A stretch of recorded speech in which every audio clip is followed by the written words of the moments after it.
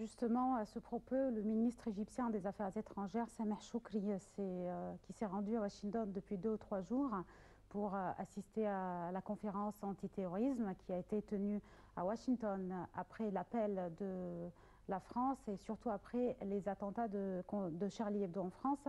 Sameh Choukri aujourd'hui a de son côté appelé le Conseil de sécurité de l'ONU à revoir les restrictions qui sont imposées au gouvernement libyen sur la livraison d'armes et de toute autre ressource nécessaire au peuple au rétablissement de la stabilité et de la lutte contre le terrorisme selon un communiqué du ministère égyptien des Affaires étrangères.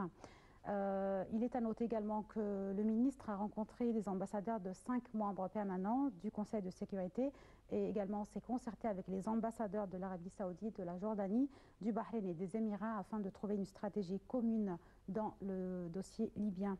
Il a appelé aussi la communauté internationale à prendre ses responsabilités vis-à-vis de la situation en Libye qui se détériore selon le communiqué et a souligné la nécessité de permettre aux pays de la région qui le souhaitent de soutenir les efforts du gouvernement libyen qui est reconnu internationalement pour imposer son autorité et rétablir la sécurité. Une dernière nouvelle, l'émir du Qatar a rencontré le roi d'Arabie Saoudite hier à Riyad, 3e haut responsable du Golfe à se rendre dans le royaume saoudien en moins d'une semaine, ce qu'un expert interprète comme une coordination régionale contre le groupe terroriste de Daesh. Cheikh Tamim Ben Hamad Al Thani s'est entretenu avec le roi Salman qui a récemment reçu l'émir du Koweït, Cheikh Sabah Al Ahmad Al Sabah, et le vice-commandant des forces armées émiraties, Mohammed Ben Zayed Al Nahyan. Les deux souvent ont discuté du renforcement des relations bilatérales et des développements de l'actualité internationale. De suite, je passe à un troisième commentaire très détaillé sur les réactions de la communauté internationale après la réunion du Conseil de sécurité aujourd'hui qui a été tenue pour trouver ou contrer le terrorisme et surtout le groupe terroriste de l'État islamique en Libye, Daesh. Donc la communauté a unanimement condamné la décapitation de 21 Égyptiens, comme d'habitude, des condamnations, des expressions de regret par les membres de l'État islamique et des appels ont été lancés en faveur d'actions fermes au niveau mondial pour lutter contre le terrorisme. Écoutons ensemble ce commentaire et voyons donc les réactions de la communauté internationale aujourd'hui. Étant donné qu'apparemment l'Égypte agit seule comme cavalier. De suite, Dalia Karam et les détails dans ce commentaire. Le groupe I en Libye a diffusé une vidéo dimanche montrant la décapitation de 21 Égyptiens chrétiens qui avaient été enlevés dans la ville libyenne de Sirte. Ces assassinats ont été vivement dénoncés à travers le Moyen-Orient et au-delà. En Jordanie, la Chambre basse du Parlement a souligné que de tels actes criminels et terroristes n'avaient pas de lien avec l'islam car le terrorisme n'a pas de religion et des députés ont appelé à accentuer les efforts pour combattre le terrorisme au niveau régional et international. La Jordanie a intensifié ses bombardements contre des cibles de l'EI après que l'assassinat de l'un de ses pilotes de chasse, capturé puis brûlé vif par l'EI, a été révélé il y a environ 2 semaines.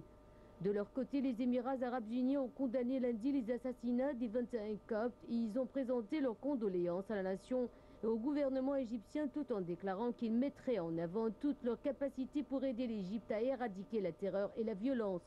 L'Iran a indiqué que l'action de l'EI provoquait des sentiments religieux, ethniques et tribaux et causait du tort aux relations entre les pratiquants des religions divines et aux liens entre les pays musulmans. L'Iran a également appelé les pays de la région à la vigilance pour contrer les complots et conspirations visant à répandre l'extrémisme et le terrorisme au Moyen-Orient. Le président palestinien Mahmoud Abbas et le mouvement islamiste palestinien Hamas ont tous deux condamné le massacre des 21 Égyptiens chrétiens. C'est un crime abominable qui montre que ce groupe terroriste ne fait pas de distinction entre islam et christianisme et nuit à l'image de l'islam, la religion du pardon, a déclaré M. Abbas. L'autorité palestinienne a décrété 3 jours de deuil en hommage aux victimes égyptiennes. Le Hamas a déclaré pour sa part cet acte honteux nuit à l'image de l'islam, viole ses principes de pardon et détruit les liens entre les êtres humains.